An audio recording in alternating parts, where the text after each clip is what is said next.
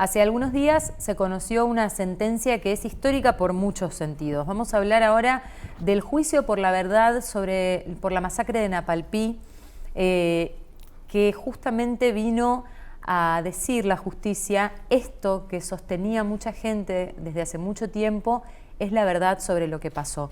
Para eso se hizo un trabajo desde hace otros tantos años también, que concluyó en una sentencia que es la que reconoce muchas cosas por primera vez sobre esto. Por eso hoy nos visita Desiderio Lorenzo, que es de la comunidad COM y que pertenece a la Fundación Napalpí, para hablar acerca de esto. ¿Cómo está, Desiderio? Gracias por venir. Muy buenas tardes, la verdad, agradezco por la invitación. Por favor, una de las cosas que dice la sentencia en su primer punto, es decir, lo que sucedió en Napalpí fue una matanza perpetrada por las fuerzas del Estado y no un enfrentamiento entre las comunidades, como se decía hasta entonces la historia que se contaba, ¿no? Exactamente, la verdad que para nosotros fue algo histórico que se reconozca, ¿no es cierto?, esta masacre después de tantos años de reclamo de nuestras comunidades, ya que en ese tiempo se decía que era un malón, que estaba levantándose,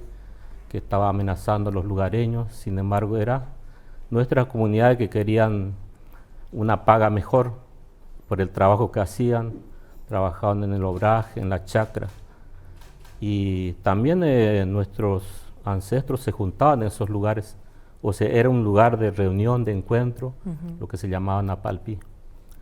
Y entonces se juntaron, además de hacer sus rituales, danzas, eso, pero al mismo tiempo también sin descuidar el trabajo, porque eso es lo que buscaban en ese momento, sobrevivir, pero a partir del trabajo, ya que se les juntó en esa reducción. Claro.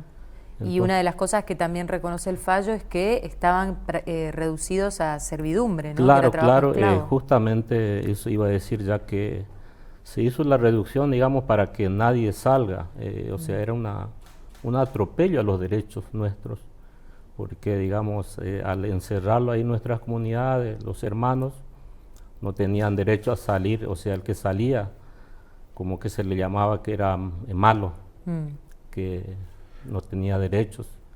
Entonces comenzaron a reclamar ellos. Primero hicieron un pedido al gobernador en ese tiempo, que era el gobernador Centeno, cuando el territorio todavía era territorio nacional, claro, la provincia del Chaco. Y bueno, que según iba a responder con una respuesta positiva, pero no era eso, sino que mandó a los militares a que... Los mandó a matar. Exactamente. Estamos hablando, decía Gaby, y creo que en este caso sí se puede aplicar sin problemas ese calificativo de histórico, ¿no? Porque se usa mucho, por ahí se banaliza, se batardea esa palabra, pero en este caso vale el término por muchas razones. Estamos hablando de que, primero, un juicio que se lleva adelante casi 100 años después, 98 años después, se va a cumplir ahora en pocos días más.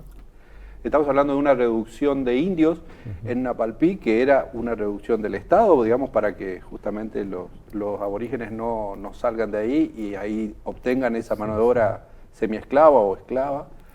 Para ustedes, que la justicia además reconozca que eso, más allá de un enfrentamiento, haya sido un crimen de lesa humanidad en proceso de exterminio aborigen, lo cual es gravísimo. Totalmente. ¿Qué implica? ¿Qué significa para ustedes eso? Y la verdad que en nuestras comunidades todo el tiempo emocionados los hermanos. ¿Por qué? Porque esto se ocultó por muchos tiempos. Como usted dijo, hace más de 100 años se ocultó la verdad. Pero a través de yo creo que los valientes hermanos, en este caso como el hermano Juan Chico, así como otros historiadores que empezaron a contar la historia, a preguntar. Nuestro hermano también lo hemos acompañado para hablar con algunos sobrevivientes. Entonces yo digo que la fuerza de las comunidades también, que se animaron, porque no nos olvidemos que a través de estas reducciones, a través de esa masacre, se silenciaron los hermanos. En ese tiempo se prohibió que hable la lengua, era una orden. Entonces nuestros hermanos por mucho tiempo se callaron, hasta en ese lugar perdieron el lenguaje. Quedó un trauma a los hermanos que sufrieron.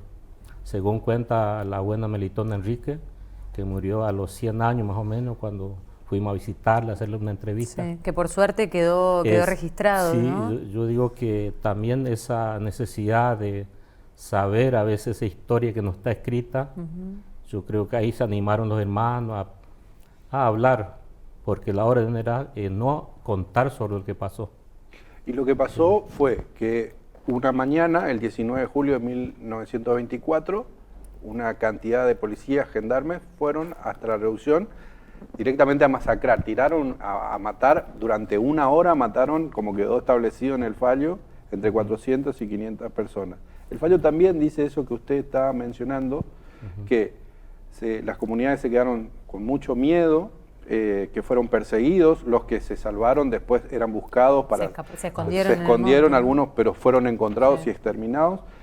Y usted menciona algo que es central, que es la pérdida del lenguaje, ¿no? Porque al perder el lenguaje también se pierde cultura, y eso, ahí, ¿qué pasó? Yo creo que por muchos años persistió digamos, dentro de las comunidades ese silencio, ese miedo. ¿Por qué? Porque hasta, por ejemplo, una abuelita que hace poco se le llamó para que testifique, decía, bueno, yo me voy, pero no me van a meter preso. Claro. Cuando escuchó eso y le comentaron que no era así, o sea, quedó con ese miedo.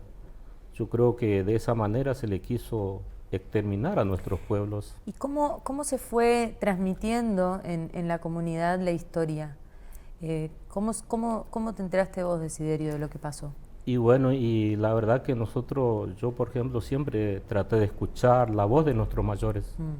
Entonces en esos encuentros le encontré al colega Juan Chico, que hicimos la traducción del libro que él escribió. Sí.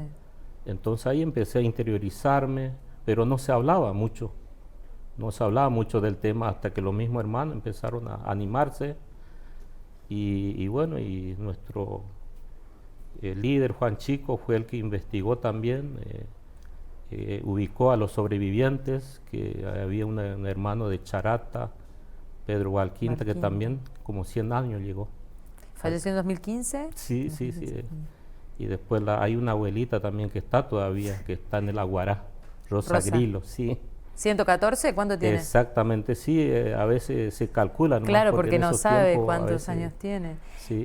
Y esa memoria, una de las cosas que dice el fallo también, es que el Estado argentino se tiene que hacer cargo de un montón de acciones para contarle a la comunidad argentina qué fue lo que pasó, al Ministerio de Educación, insta al Congreso a un día, pero hay una cuestión que se la deja al Instituto del Aborigen Chaqueño, que es el plebiscito para renombrar Colonia Aborigen. Para cambiar el nombre, exactamente, sí. Además de algunas, digamos, órdenes que se le dio al Estado como reparación histórica, sí. Está eso de que la comunidad siempre quiso que se llame el lugar donde está, que lleve ese nombre. Entonces para mí que va a ser algo bueno para los hermanos, porque donde existieron los lugares, a veces por cuestiones sagradas, por cuestiones de espiritualidad, nuestros hermanos a veces necesitan que lo llamen el lugar la cual se denominó, porque es parte nuestra. O sea, si lleva ese nombre, yo creo que como que los hermanos tienen ahí, digamos, sus seres queridos que quedaron. Por eso entonces se le encargó para que se haga ese plebiscito a través del Instituto del Aborigen Chaqueño, para que, bueno, tomen, ¿no es cierto?, también las medidas para que se haga eso, así como el Ministerio de Educación también. ¿Tiene plazos el plebiscito? ¿Tiene, digamos, para todavía determinada fecha? Todavía no. Todavía no. Y decir, ¿qué es lo que ocurriría ahí? ¿Cambiaría el nombre de Colonia Aborigen a qué nombre? Nuestros hermanos siempre que se reconozca el lugar como Napalpí, porque ustedes saben que esos lugares como que abarca desde Machagay hasta Quitilipi, una franja, son colonias 38, 39 y 40. O sea, 3 lugares amplios. Entonces, algunos pertenecen a la municipalidad de Machagay y otros a Quitilipi. Claro. Entonces, los hermanos también reclaman, ya hay muchos habitantes en ese lugar, entonces quieren también ¿Cómo podríamos traducir Napalpí? Y nosotros, por ejemplo, la palabra Napalpí se refiere al lugar donde están los muertos. Napalpí es el lugar donde descansa los restos de hermanos y bueno, se le llamó Napalpí por todo lo que pasó, además de otra historia que contaba nuestro abuelo en los tiempos ancestrales. Así que... Y un poco retomando lo que decía Gabriela, usted que ese fallo tiene una serie de resarcimientos, sobre todo simbólicos, educativos, culturales, etcétera. ¿Están satisfechos con ese fallo? Por un lado creo que sí, o sea, por reconocer los hechos que pasaron, que se negaron por mucho tiempo. Aunque nosotros también pedimos que se atienda realmente nuestras comunidades.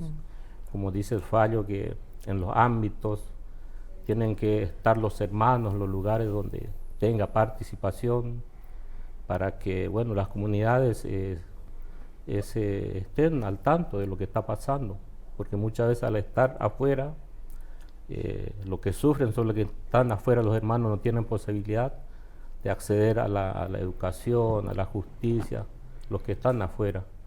Entonces yo creo que hay un reclamo que, o sea, que falta, ¿no es cierto? El gobierno está haciendo muchas cosas positivas, pero faltan. Claro, y la reparación histórica fue una parte, pero ahora hay que ocuparse del presente. Exactamente, ahora yo creo que esperemos que las autoridades tomen carta en el asunto y que realmente puedan llevar adelante esas cosas que faltan. Desiderio, muchas gracias por haber venido. Gracias a usted. Estuvimos hablando con Desiderio Lorenzo de la Comunidad COM y de la Fundación Napalpí a propósito del fallo que se conoció hace muy poquitos días de este juicio por la verdad por la masacre de Napalpí.